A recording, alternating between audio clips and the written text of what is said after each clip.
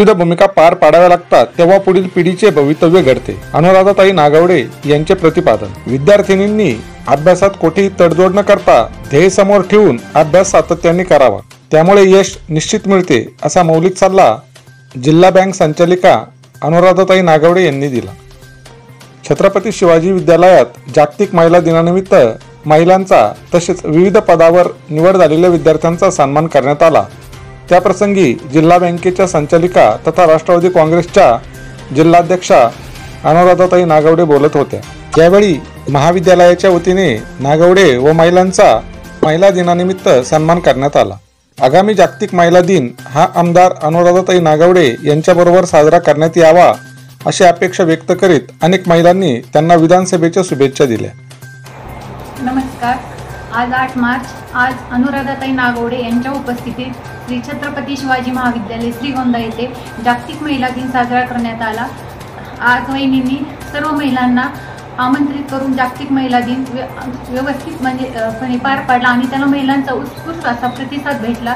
आणि वहिनी सतत आपल्या तालुक्यामध्ये महिलांच्या म्हणा किंवा पूर्ण जनतेच्या सुखदुःखात सहभागी असतात आणि आमची एवढीच इच्छा आहे की पुढच्या 8 मार्चपर्यंत वहिनी आपल्याला आमदार म्हणून आहेत आणि पुढच्या 8 मार्चला त्या जागतिक महिला दिनाला आपलं आमदारकी म्हणून आपलं हे जागतिक महिला दिनाचं अध्यक्षपद भूषवतील, एवढीच आपली इच्छा आहे आणि ती पूर्णच होणार आहे हे आम्हाला खात्रीशीर वाटतं आहे. नमस्कार.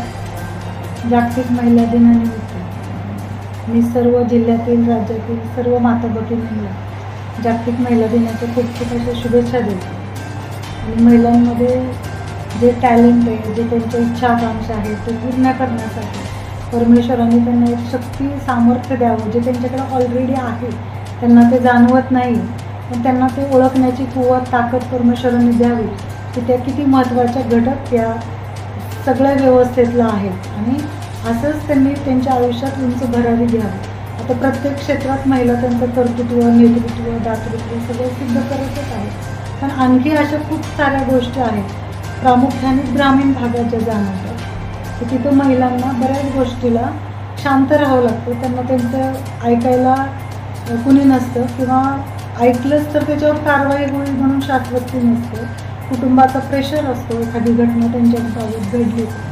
त्यांना मला विनंती करायची की मी एक लेडीज म्हणून, एक स्त्री म्हणून, एक महिला म्हणून तुमच्या सर्व समस्या ऐकण्यासाठी नेहमी तत्पर आहे, सदैव तुमच्यासाठी आहे.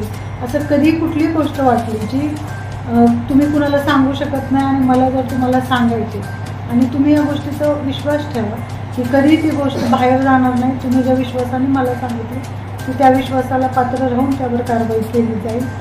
फक्त काय घटना घडल्यावरच भेटावं असंही काही नाही. कुठल्याही गोष्टीत काही असेल तरी तुम्ही त्यांनी मला सांगावं. आपल्याकडे कितीतरी मुली आपण दत्तक घेऊन शिकवलं, ज्यांच्या कुटुंबात काही आधार नाही आहे, त्यांना फीसचा प्रॉब्लेम असेल अशा मुलींना शिकवतो. काही माणसांना आपण हॉस्पिटलसाठी मदत करतो. कुठलीही गोष्ट असेल, महिला उद्योग छोटे छोटे किंवा जिल्हा बँकेकडनं तुम्हाला जर आर्थिक मदत पाहिजे असेल, बचत गटाला पाहिजे असेल, अशा अनेक समस्यांना महिलांना तोंड द्यावं लागतं. त्यासाठी नेहमी मी सदैव आपल्यासाठी आहे. मी काही झाले नाही झाले तरी नागवडे कुटुंबाची परंपरा आहे की आपण सेवेसाठी जनतेचं राहावं आणि तोच वसा आणि वारसा आदरणीय शिवाजी बापू नागवडेंचा घेऊन नागवडे कुटुंब वाटचाल करतो.